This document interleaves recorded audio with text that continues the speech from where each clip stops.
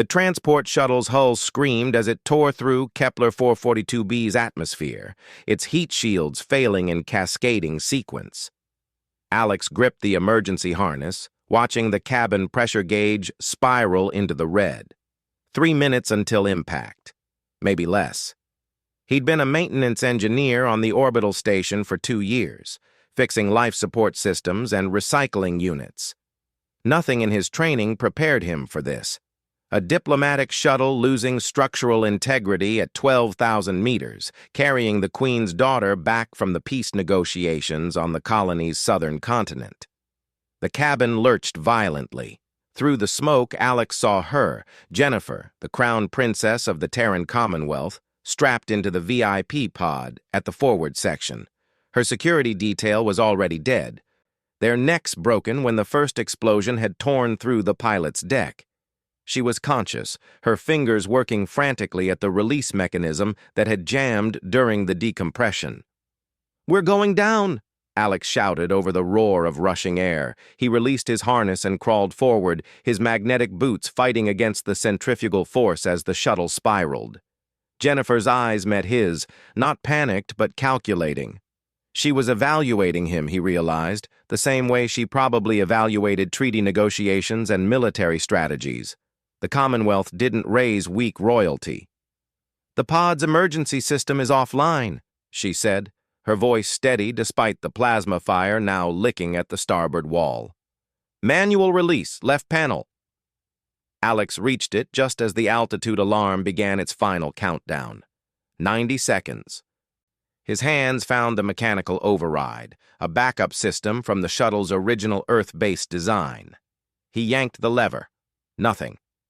"Torque multiplier," Jennifer said, pointing to the emergency toolkit bolted near her feet. "The manual release needs 400 Newton meters." He grabbed the tool, fitted it to the lever, and threw his full weight against it. The mechanism groaned, then snapped free. Jennifer's restraints released, and she tumbled forward into his arms just as the shuttle hit the canopy of Kepler 442b's silicon-based forest. The impact was everything Alex had feared. Metal shrieked. The hull buckled. Fire erupted from fuel cells designed to never ignite. He wrapped himself around Jennifer, using his body as a shield as they tumbled through the disintegrating cabin. His left arm shattered against a support beam. His ribs cracked against the deck plating. Then everything went black.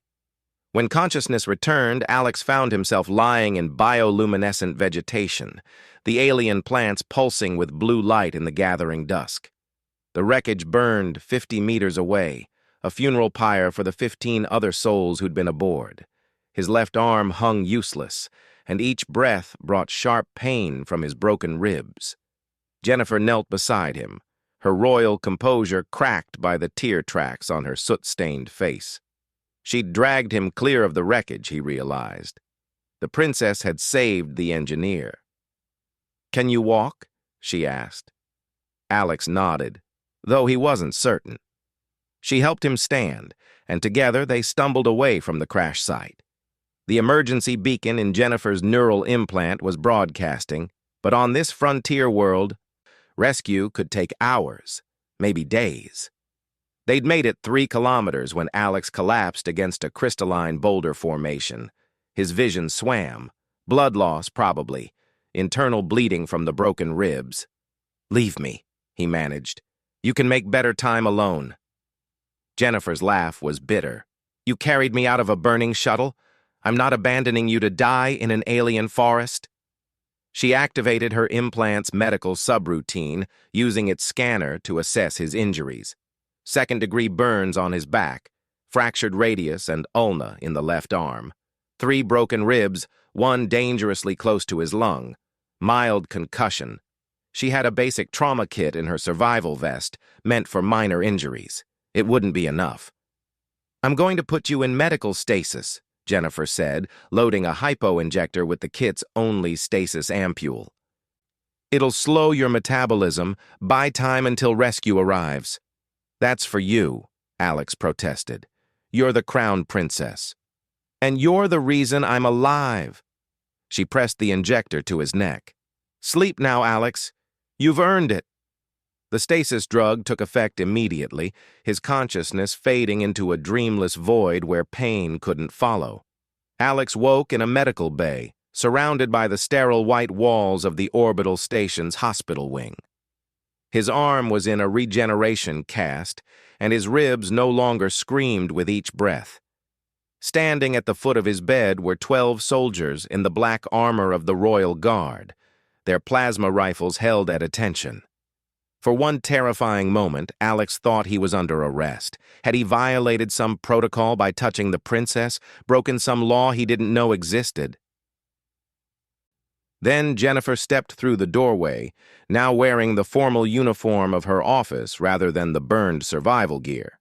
She moved with the grace expected of royalty, but her eyes still held the same calculating intelligence he'd seen in the burning shuttle. "Alex Morrison," she said formally, and the 12 soldiers snapped to attention. "By the authority vested in me as Crown Princess of the Terran Commonwealth, I hereby induct you into the Royal Guard with the rank of Commander." Alex's mouth fell open. What?" Jennifer's formal expression cracked into a genuine smile. "You carried the Queen's daughter out of burning wreckage. You shielded me with your own body. You nearly died protecting someone you'd never met." She stepped forward, producing a small, crystalline medallion, the Star of Valor, the Commonwealth's highest honor.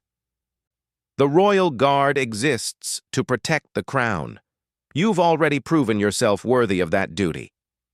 The 12 soldiers raised their rifles in salute. "I don't know the first thing about being a soldier," Alex protested weakly. "Then you'll learn," Jennifer said, pinning the medallion to his hospital gown. "Just as I learned that titles mean nothing when you're falling from the sky. You saved my life, Alex Morrison. Now I'm offering you the chance to make it your life's work, protecting others the way you protected me." She extended her hand. Alex stared at it for a long moment, then reached out with his good arm and clasped it firmly.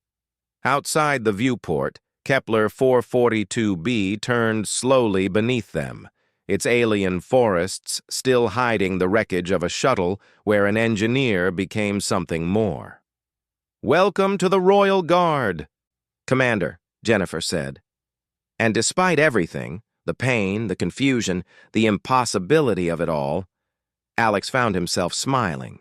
His new life was just beginning. The end.